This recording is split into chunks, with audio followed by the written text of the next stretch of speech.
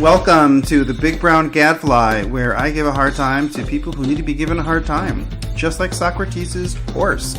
Okay, so today is Latino night. I am going to talk about the Latino vote, and it's the last couple days before the election. Right now it's Halloween, so the streets are full of nobody. Actually, no one's out there trick-or-treating because they're all scared of COVID. But it's a good night to talk about the Latino vote and which way it's going to go this Tuesday. Now, I have no idea. I don't have a crystal ball, so I can't predict who's going to win the election. I don't know what the final statistics are going to look like when people tally the Latino vote. But I can say this.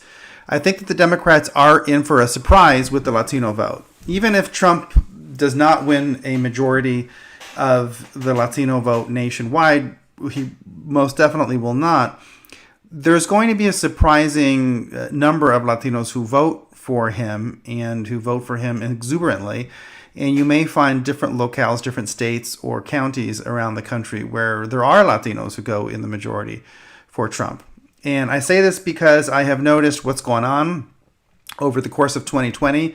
I've seen a lot of things on the ground. I've noticed trends that are reported on in the polls, but most importantly, you just have so much evidence and narratives on the ground, observations from people who are out there trying to canvass. I've been getting calls from friends of mine who are Latino and Spanish speaking and who are liberal, and they've called me up and said, what the heck is going on? What is the appeal for Trump? Because they're calling up, they're canvassing, trying to get people to go out and vote for Biden, and they're coming upon large pockets of Trump supporters. Some of them are very surprised at the number of Latinos who are familiar with things like QAnon or the Plandemic documentary. People are shocked that there is a whole discourse going on among Latinos that is exposing that there's large parts of the community that actually like Donald Trump and will vote for him. I don't know how much of that means that they're Republican. That's going to be a tough call. Certainly, the history always has a ceiling of about somewhere around 34% of the vote. If you go less than that, you can't, or basically you can't get more than that to vote for a Republican candidate. This might change this year. We don't know by how much.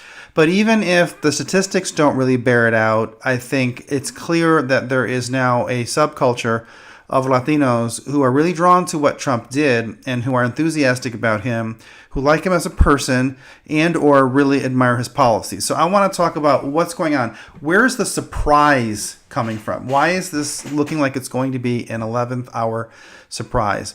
To understand that, I think we have to understand what the Democratic approach to Latinos has been traditionally and how that fits with 2020 and where the Latino communities are now.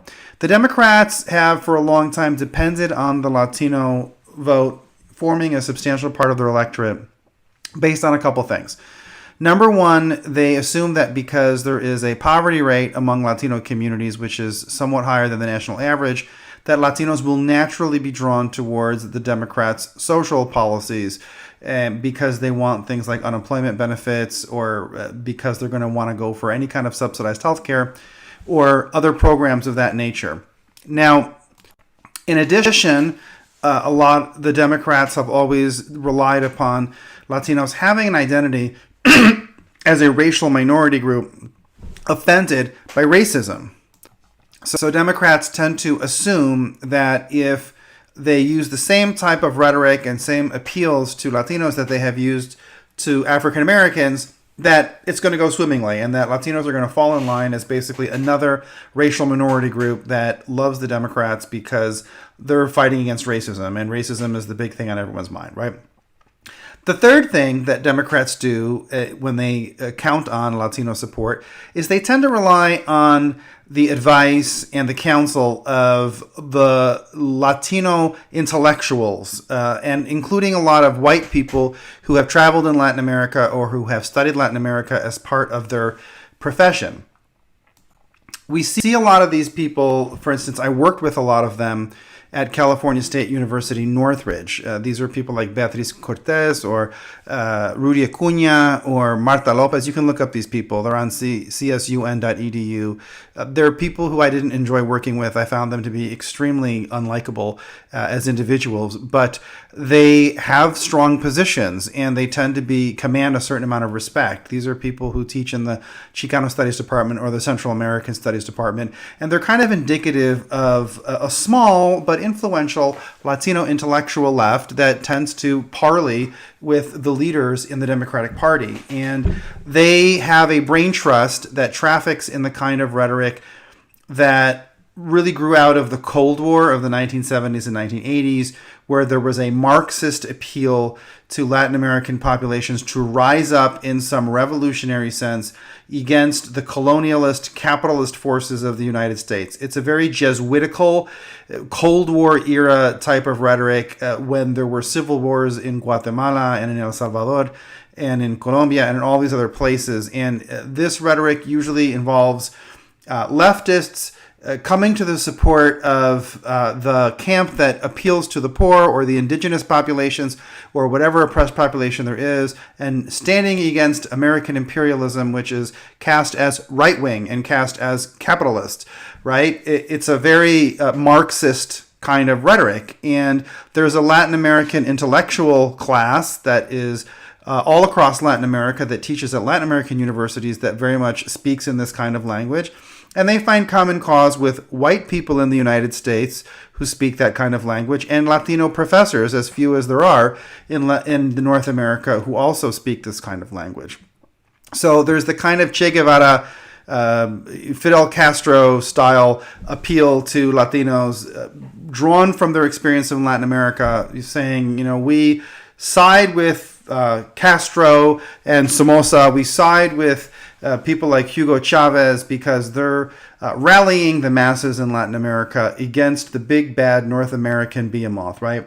So if you add to these three elements also the issue of immigration, you have the basic quadrangle of what the Democrats use to appeal to Latinos. Number one, anti-poverty programs. Number two, the fact that they're a racial minority group. Number three, the rhetoric of revolution that comes from Latin America. And number four, immigration. That was how they had a lock on about 2/3 to 3/4 of the Latino population to vote for them. So how does that match people in the Latino communities today? All right. I'm going to say that the Democrats are probably in for a surprise because that package I don't think is going to appeal to the Latino communities as much as they thought it was going to. I think that they thought long term that this was the appeal. This was the package to give them, right? And because that was the package that they were going to give them, they thought that these particular talking points would fit well with the rest of the left wing's agenda, supporting teachers' unions, supporting Obamacare and socialized medicine, supporting the LGBT agenda, and their support of academia and their support of the intellectual class, climate change. They thought all of this could be fit into this 4-point fabric that they offer as the appeal to Latinos.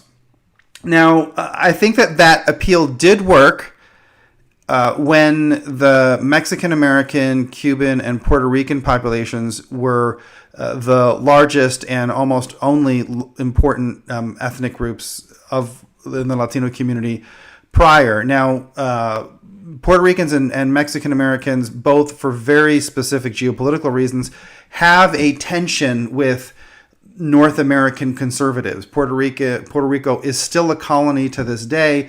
Mexico had the Mexican-American War with the United States.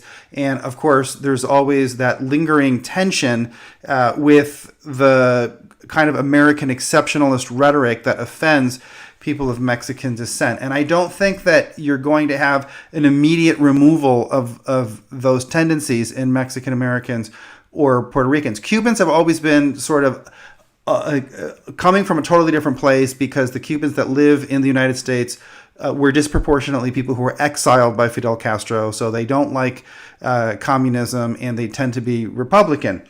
Now, but as long as it was really Mexican Americans and Puerto Ricans who were determining the contours of the American Latino community, this approach that the Democrats had a good chance, and it was doing really well. But let's take a look now at information that came from the Pew Center for Research on who the Latinos are today. And yes, it's true. Mexican Americans still make up 36.6 million people in the Latino community. That's 62% of Latinos. So they're pretty solidly there. And you know, until Mexican Americans en masse abandon the Democratic Party, you're probably never going to see a moment when the Democrats lose the majority of Latinos.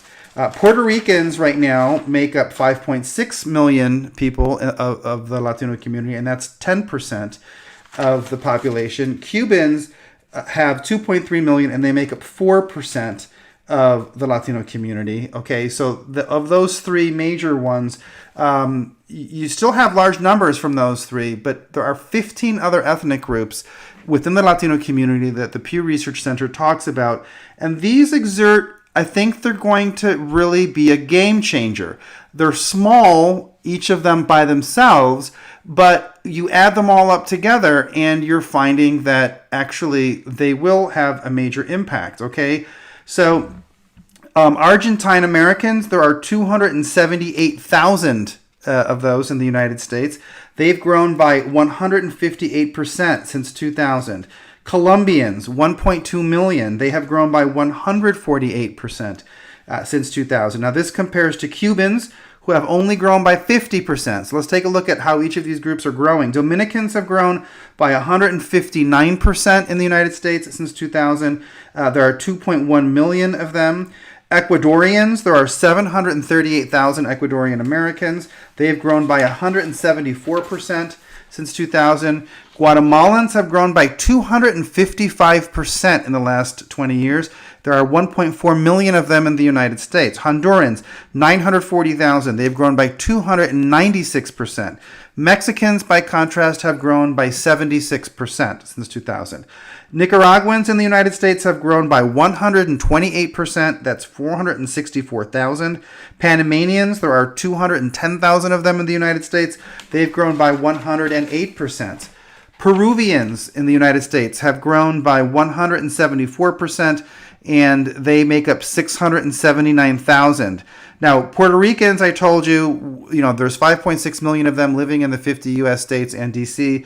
They've only grown by 65%, although these statistics may not reflect the number of Puerto Ricans who left the island after Hurricane Maria. But still, they're not growing at the pace of these other groups. Salvadorans have grown by 225%.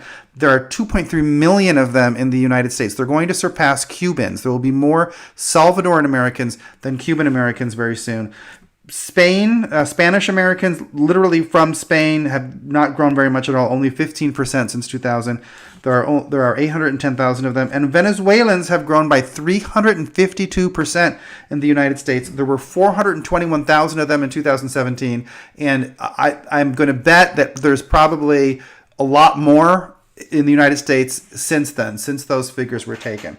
So what you're looking at there is it's a big game change when you're looking at the new waves of immigration that are coming now. Now, first of all, they're coming from many different countries, and the generations of people that are immigrating to the United States now are people who are leaving behind them countries where they had cell phones, where they had all of the modern appliances, they had WhatsApp, they had Snapchat, they have Instagram accounts as they're coming to the United States. Yes, even the people crossing at the border, they're not coming with this naive, uninformed, sort of scared and desperate attitude that we may associate with stereotypes of people crossing the border and coming in as immigrants.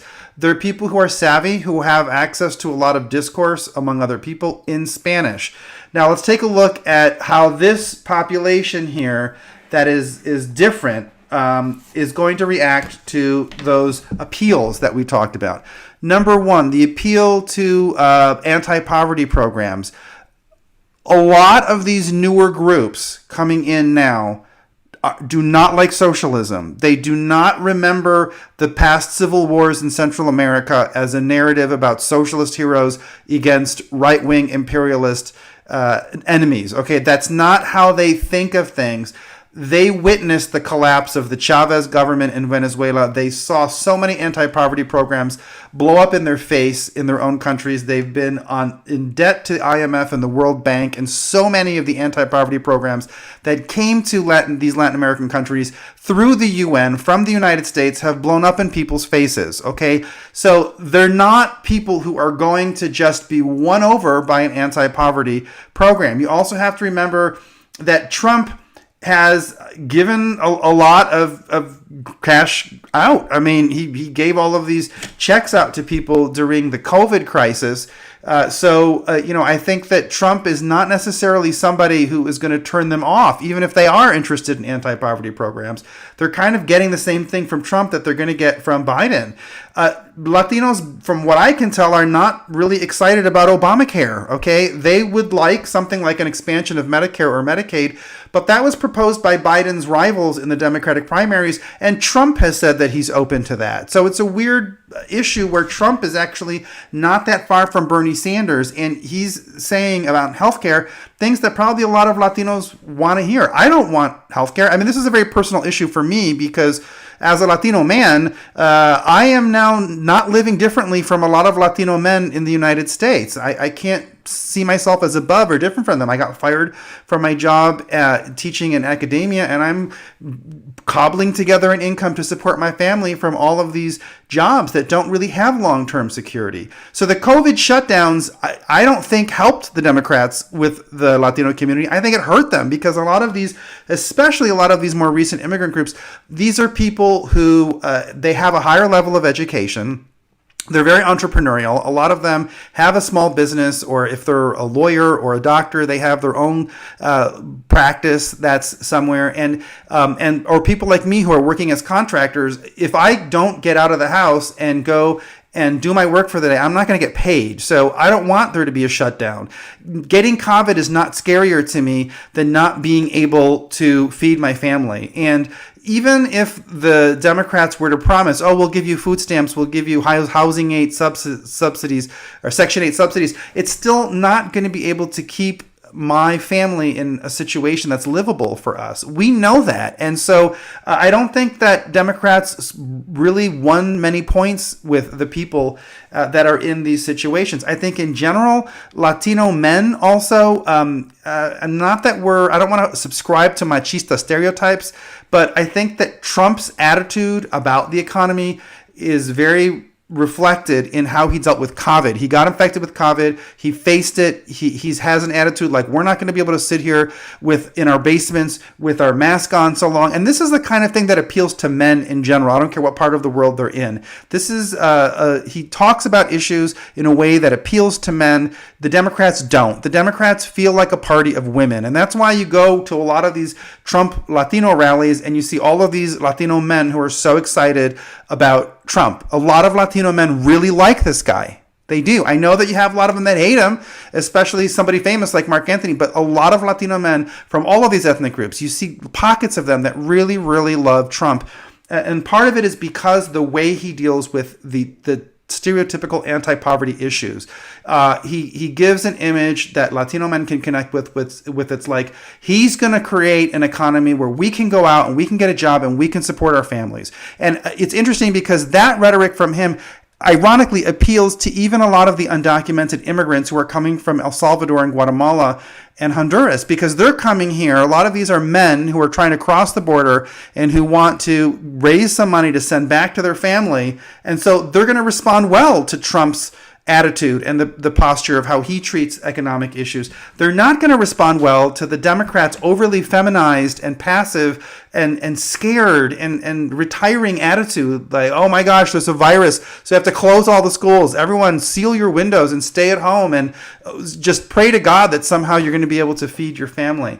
So I think the anti-poverty message is increasingly not going to unlock the doors to the Latino community. I think the Democrats are going to continue to lose Latino supporters because of that. Now, let's go on to the second point. They have tended to appeal to Latinos based on racial solidarity, but using the same rhetoric they used with African Americans. And I think that 2020 changed a lot. At the beginning of 2020, I do think that massive amounts of Latinos were receptive to that rhetoric because we were concerned with immigration, and some of the discussion about some immigration had turned us off. And we were the center of the Democrats' anti-racist rhetoric because they were always talking about what was happening at the border. Black Lives Matter exploded this year after the killing of George Floyd, and honestly, it pissed off a lot of Latinos. It alienated a lot of people in the Latino community. I just don't think Democrats understand this, that Latinos live in vulnerable neighborhoods. They don't like the image of people rampaging and smashing windows and setting fire to things. Latinos deal a lot with the police, and they don't tend to immediately sympathize with the person who's getting pushed around by a police officer, because a lot of Latinos look at those things and they do explore the other side. Well, what if you had just done what the police officer said? What if you didn't charge them, with a weapon? What if you didn't adopt this very aggressive stance towards the police? And that's a major issue because a lot of Latinos, we have been policed and profiled, and we have had to negotiate with the police state that exists in the United States, and we just don't necessarily arrive at the same radical conclusions that Black Lives Matter does. Black Lives Matter also became increasingly exclusively just about Black and Indigenous people. There was even a term BIPOC, which was starting to become used much more commonly. And a lot of the discussion about white supremacy, it was just always Black and Indigenous people against everybody else. So Latinos and Asians kind of fell by the wayside. I think Asians are okay with that. They're kind of more of they're less offended by this. But I think a lot of Latinos feel like all of the Black Lives Matter stuff, it just turned us off. It really did. It turned off a lot of people. We don't want to be targeted, and we look at that and we feel very confident that probably we are going to get targeted by some of these mobs pretty darn soon, and we're not going to have the police able to come to our defense. If you eliminate the police departments, then we're going to be stuck in a lot of the neighborhoods where no one will come to defend us against this very mob. So I think that the Black Lives Matter thing, it just didn't, the identity politics doesn't work. And the problem is the way that the Democrats have packaged this appeal to say, well, you're a racial minority and we're on your side. That's increasingly not going to work because a lot of Latinos don't like the LGBT issue. I've worked in a lot of Latino churches and I've talked in Spanish to many different groups of people. And a lot of the moms, this is where I see a lot of Latino women being more sympathetic to the Republican Party now. A lot of them, they have their kids in public schools. They can't homeschool. They can't take the kids out and put them in private school. And they don't like the weird sexual perverse stuff that's being taught in the schools. They don't want their kids to be counseled to change their gender. They don't want all of the homosexuality and transgenderism and pansexuality being thrust upon their kids through children's media and through the schools. And a lot of Latino majority schools, they're vulnerable. They can't fight back against a lot of this sex ed. The parents don't have the negotiation skills or the time to fight against the Board of Ed. And so I think to the extent that the LGBT agenda and the Me Too agenda have been completely prepackaged along with the racial agenda, I just think that the identity politics and the race theory politics are losing their hold on the Latino community. And one of the factors that I've noticed when I look at these different ethnic groups and I look at the statistics, this is interesting. Because I think that one of the statistics that is probably going to be helpful to understand where the Latino vote is going might not be their income or their poverty level. It might be the percentage that are married, because it's actually pretty different. Across the board, Latinos are married, about 46% of adult Latinos are married, which is not that different from the national average. But among some groups, it's different. And I think the ones that have a high percentage of married adults are probably going to be the ones that are going to be leaning much more conservative. And a lot of those are groups that are growing at a very fast rate. So Argentine Americans are married at 57%, which is a full 11 points higher than the average for Latinos. Colombians, 50%. They have a high marriage rate. Ecuadorians have 50% of them are married. Let's see here. And then you have Peruvian Americans, 51% of them are married. And Venezuelan Americans, 57% of them are married. Salvadoran Americans, slightly higher than the national average at 47%. The groups that have very low marriage rates are probably going to be the ones, I think, that will remain Democratic, because they're going to be more open to the anti-poverty programs because they're struggling as single parents, and they're probably going to be more open to the LGBT stuff because they're not so rooted in a traditional family. So Puerto Ricans are only married at 37%. Let's see here. We have Nicaraguan Americans are only married at a rate of 43%. Honduran Americans, 43%. And Dominicans are only married at 41%. So you're going to have a big change in that. I think a lot of the groups that have the low marriage rate are also going to be the groups that are going to be more receptive to the racial appeal. But the groups that are growing, I think, increasingly are going to be contrary to that. And so you're going to have a lot of Latino men who are trying to support their families. They're married. They have a very traditional mindset. They have a macho mindset, and they're going to like Trump. And so that's going to be something that might surprise the Democrats to a certain extent.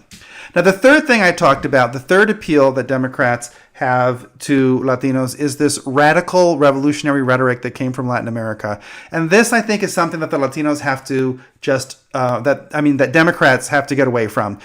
This is something, I remember when I was in California State University, Northridge, in Los Angeles, a very left-wing city, and I had a lot of students who were undocumented, who they were from Central American countries, and even they were much more conservative than somebody like Beatriz Cortez or Rudy Acuna. This radical Chicano militant or Puerto Rican militant language, the macheteros, and all that stuff, it is so outdated. It doesn't reflect the reality of how people remember the civil wars or remember the strife. You have now generations, people who are immigrating here, who are 35 today, who have no memory of those civil wars, who didn't live through the right-wing dictatorships of the Cold War. And the Catholic Church, which basically gave us the Jesuits and gave us all of that liberation theology, which combined Christianity with Marxist rhetoric, the Catholic Church, their reputation is in the gutter in many of these Latin American countries. They're only around 40% of the population, for instance, in El Salvador. And their reputation now is tainted by the abuse of children, by the sex abuse, all of that stuff. So I think that you're not going to be able to win over a lot of these Latinos with that radical revolutionary rhetoric that you think of as a Marxist professor sitting and talking to you about. In fact, I think it repels a certain amount of Latinos. They think of it, they equate it with snobbery and elitism, and Latinos telling us to use terms like Latinx, like as if we don't even know how to use our own language, and so we need English-speaking people to come and change our language for us. I think people, to some degree, associate it with the kind of racist white teachers who preached at them and nagged them in school and didn't treat them very well. They associate this radical rhetoric with that kind of environment. And so I don't think it's really going to help Democrats a lot if they stay in that mode. I think Alexandria Ocasio-Cortez is not the way to go nationwide to bring in the Latino vote. She's bringing in this very rarefied little layer of young people who are into this far left stuff, but I don't think that's the way that the Democrats are going to be able to go. Now, on immigration, I think a lot of Latinos are worried about the immigration issue because of their friends and their loved ones. And it may be that the Democrats' position on immigration will guarantee them a certain client base in the Latino community. But at the same time, you have to remember that a lot of these groups now that are coming into the United States, they're immigrating from functional countries. And so a lot of the stereotypical statements that you hear about how they're fleeing death squads and they can't go back to Peru or whatever because it's going to be unsafe for them. All the things that people say in order to use the asylum loophole. Remember that that doesn't describe the reality. I've been to El Salvador. I've been to Salvadoran universities. There are places where they can go and get a good college education there. So a lot of the immigrants that are coming, they're not necessarily going to connect with all of the melodramatic statements about immigration, and also because a lot of us have gone through the immigration process ourselves. I'm the child of 2 immigrants. My wife is an immigrant. I know how all the paperwork that you had to do to get somebody in and to get them. It took us 14 years for her to get her citizenship. We're familiar with that process, and I think that for a lot of us, when we look at a story about an abandoned minor at the border, we're not necessarily going to look at that and say, oh, the big bad United States is racist and that's why it happened. We're going to be possibly critical of the parents who did it because we have been there and we know what you can do and what you can't do. We're not going to be receptive to the idea that we need to give IDs and voting privileges to illegal immigrants because a lot of us did follow the rules and we waited in line and we did what we had to do. And so the immigration issue, I think, is also not necessarily going to unlock all the doors that the Democrats seek. All right, well, let's tune in the next time I do this show. The election will be over, and let's see how that goes.